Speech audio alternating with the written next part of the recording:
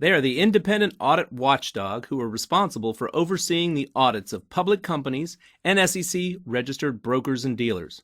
I'm talking about the PCAOB. Their inspections and associated inspection reports bring angst to audit engagement teams everywhere, and they should, because those inspection reports, which are public knowledge, lay bare for the world to see the shortcomings of their audits. And I love reviewing them. Perhaps it's a bit of schadenfreude, but I truly believe it is a worthwhile exercise to review them so I can help others from making the same mistakes. I'm a giver, what can I say? In this episode of GAAP Chats, we talk about our insights from our review of the 2021 PCAOB inspection reports for the annually inspected firms.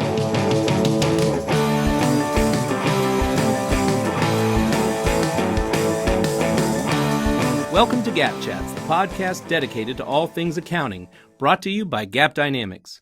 I'm your host, Mike Walworth, and with me as always is my faithful partner, Chris Brundrett. We hope you'll join us on our journey today as we share our passion for accounting and help change the way you train. Mwah! Mwah! What's with the evil laugh? Oh, I know. You're reading SEC enforcement actions again. Close. PCAOB inspection reports. Why are you doing that? Well, I realized that a few people downloaded our PCAOB ebook from our website last month, and unfortunately, it is woefully out of date. And I felt really bad, so I decided to update it. How out of date was it? Well, the most recent edition was released in 2019, so not too bad. But because of delays in the release of certain firms' inspection reports, the data in the book was based on 2017 inspection reports. Whoa, that's pretty stale. I'm glad you're updating it. So when will this revised ebook be released? Yeah, we're looking for something like mid-April, and I'm glad we're updating it too. And luckily, the PCAOB has helped us out by releasing the 2021 inspection reports for all the annually inspected firms all at once in November 2022. These inspections covered audits of issuers with fiscal years generally ending in 2020. I'll put a link to the page on the PCAOB site where you can find all the firm's inspection reports.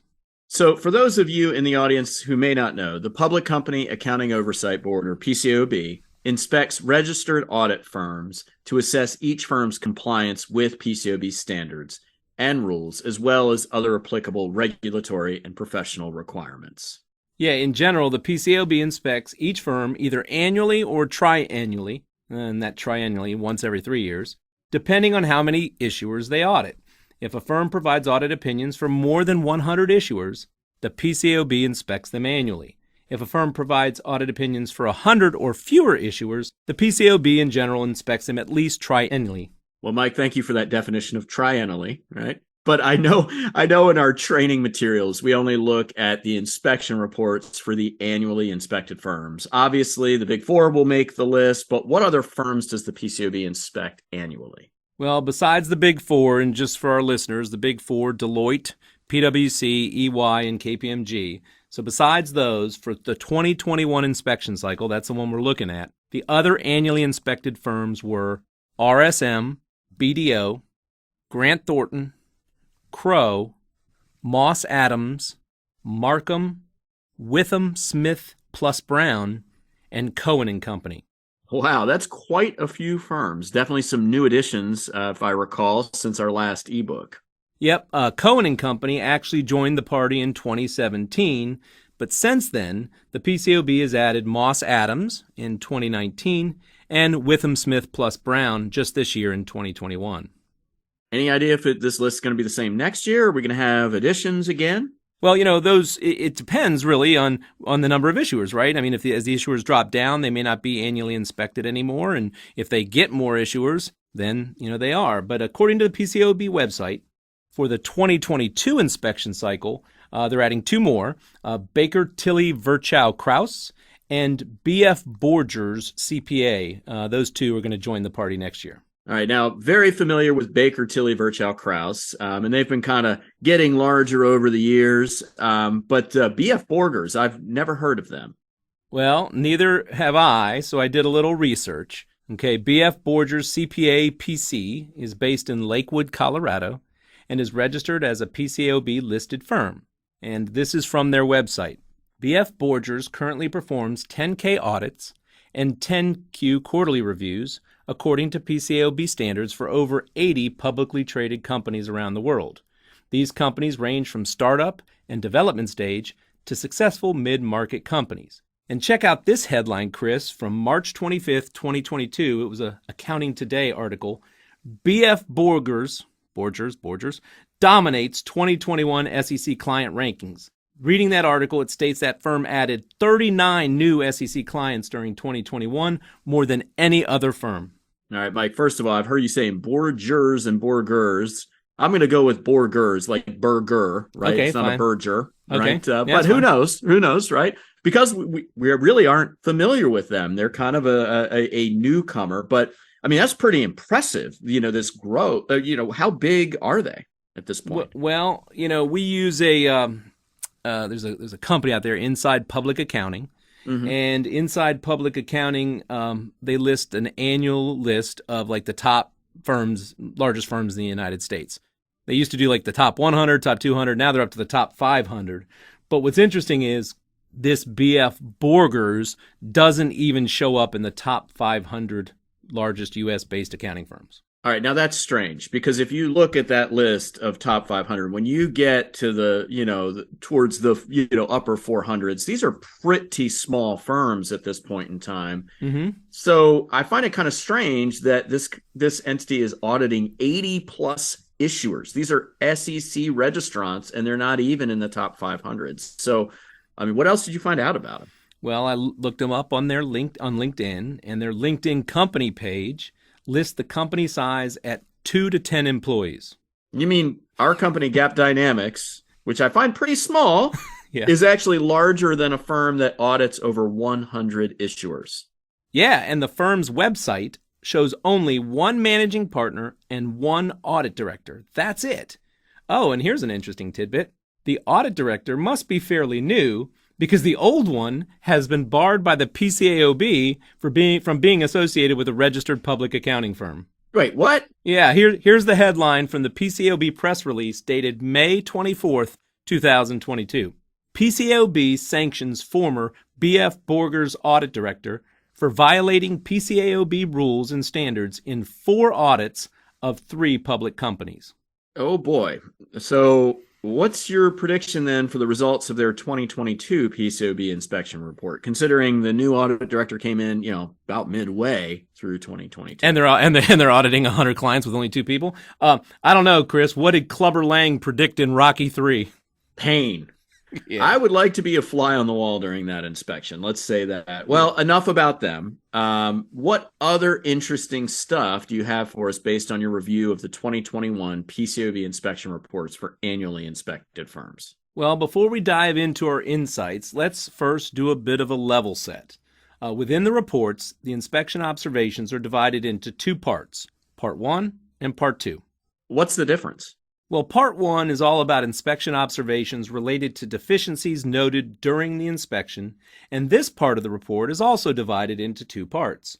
Part 1A, these are deficiencies that were of such significance that we believe the firm, at the time it had issued its report, now this is the PCAOB, not we, GAAP Dynamics, at the time that it issued its audit reports, had not obtained sufficient appropriate audit evidence to support its opinions on the issuer's financial statements and or ICFR. Part 1B are deficiencies that do not relate directly to the sufficiency or appropriateness of evidence the firm obtained to support its opinions, but nevertheless relate to instances of non-compliance with PCAOB standards or rules. Part 2, these are observations related to quality control, so criticism of or potential defects in the firm's system of quality control. Part 2 deficiencies are not publicly disclosed when the report is first issued. Now, what's interesting is they give the firm like 12 months to correct it and mitigate that, and if they do, then it sort of never sees the light of day. If they don't, then if they're out for more than 12 months, then they actually then make them public.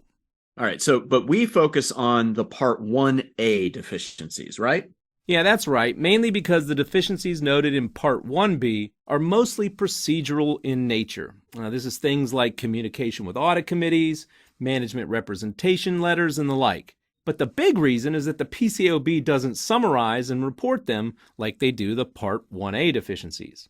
And as for the Part 2 deficiencies related to quality control, the PCAOB only makes them public, as I said, if the firm fails to rectify them within a year, so most never, ever see the light of day. So much CPE, so little time. With over 100 unique e-learning courses and even more hours of CPE available, GAAP Dynamics learning platform, The Revolution, has you covered. Do you want CPE-eligible customized training for your team with live in-person instruction or live webinars? That's cool too. You can visit our website, gapdynamics.com. That's GAP with 2 A's to learn more today. Looking for our full catalog of e-learning courses? Check out revolution.gapdynamics.com and get ready to change the way you train. Got it. All right, let's get into insights. What you got? Well, first, the overall deficiency rate for the annually inspected firms was 26%. This means that a quarter of all the audits inspected had deficiencies that were of such significance that the PCAOB believed the firm had not obtained sufficient appropriate audit evidence to support its opinion, either on the financial statements or on internal controls over financial reporting.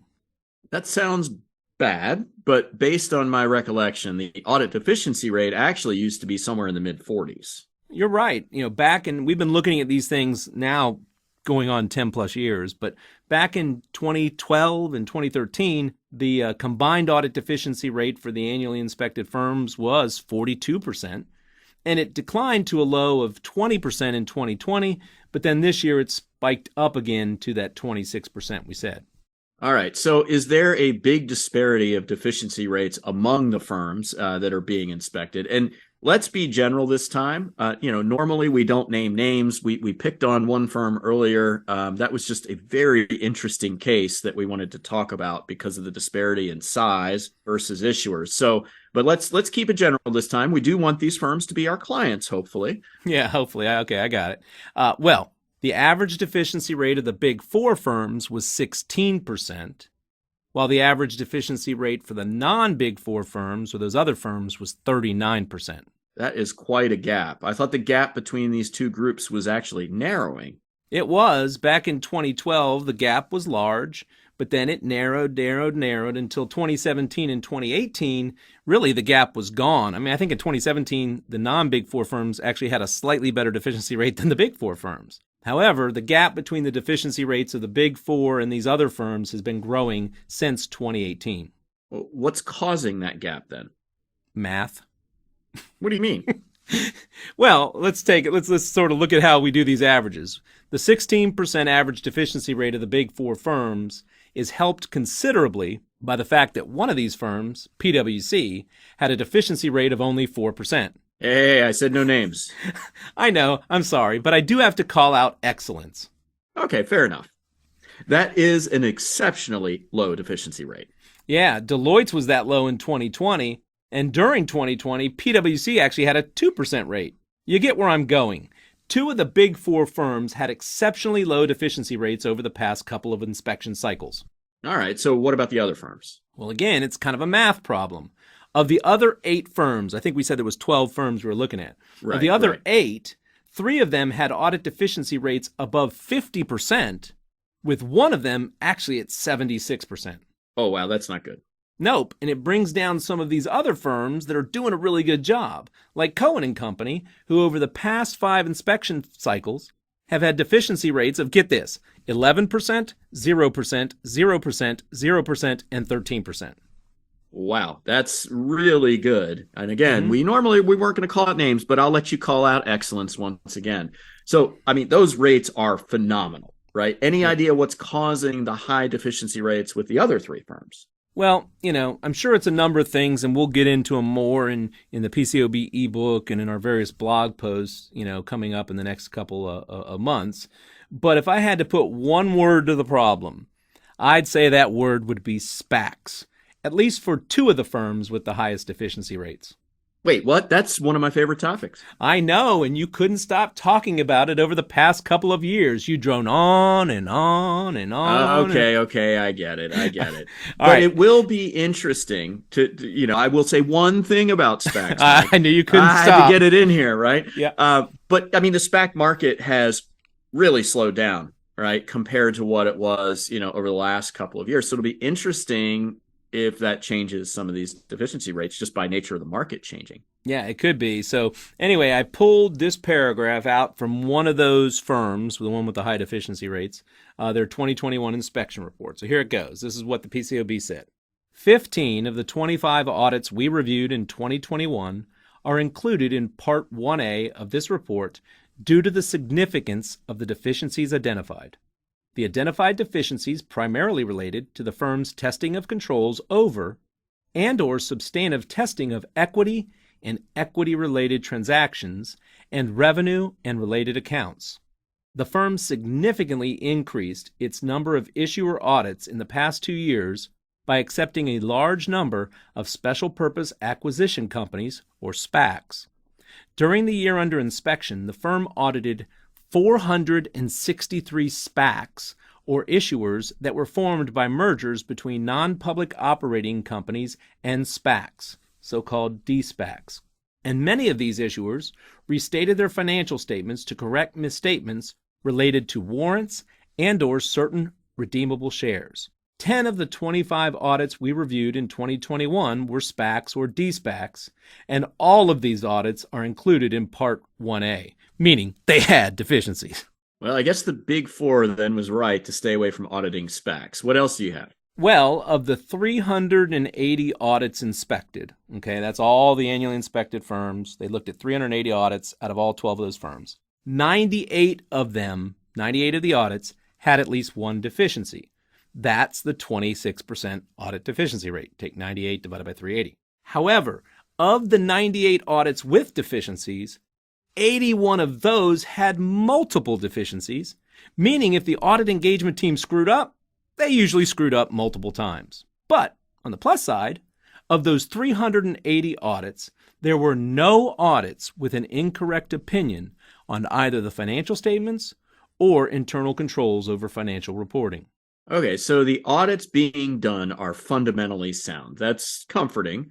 So what are the biggest areas, or what's the biggest area of deficiencies that you noted? Well, are you talking about deficiencies related to the PCAOB auditing standards or deficiencies related to like audit areas?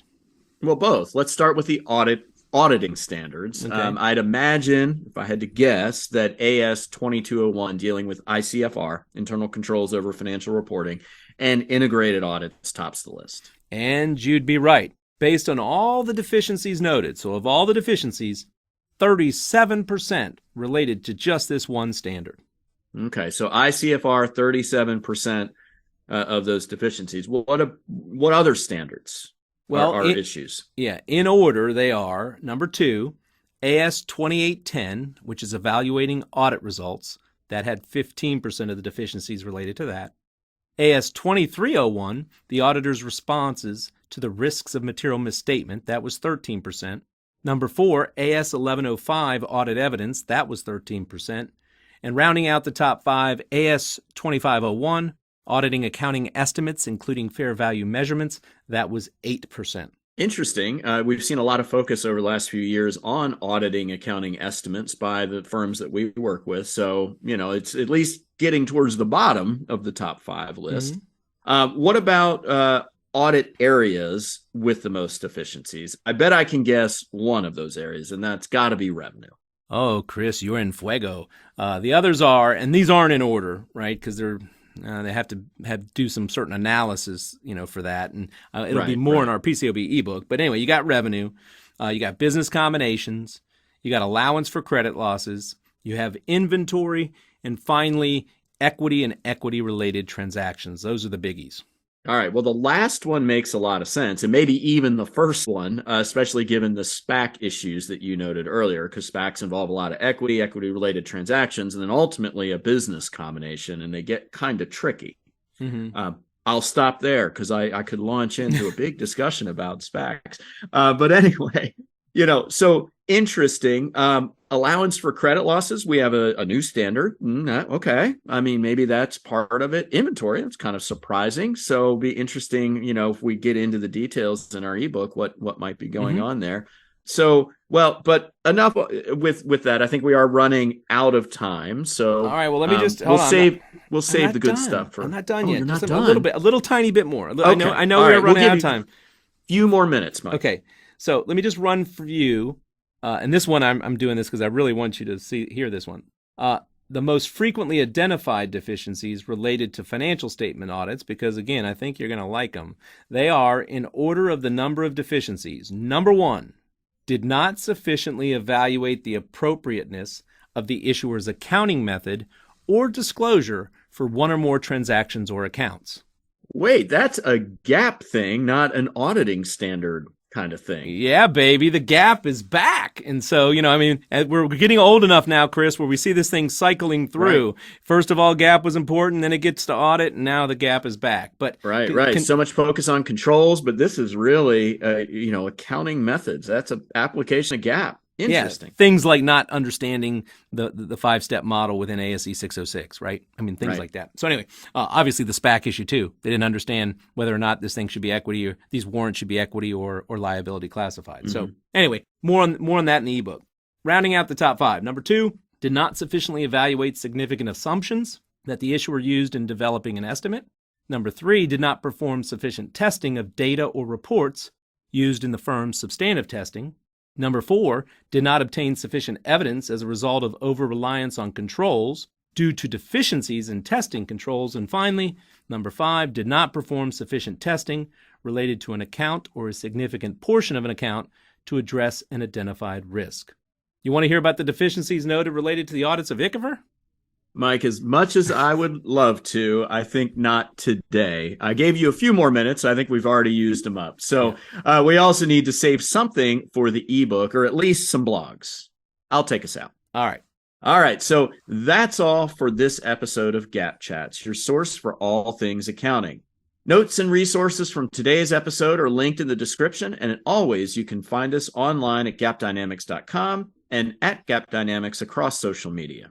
It's never too late to become a Gapologist. Head over to our website and subscribe to our blog so that you are the first to know what's new with Gap Dynamics.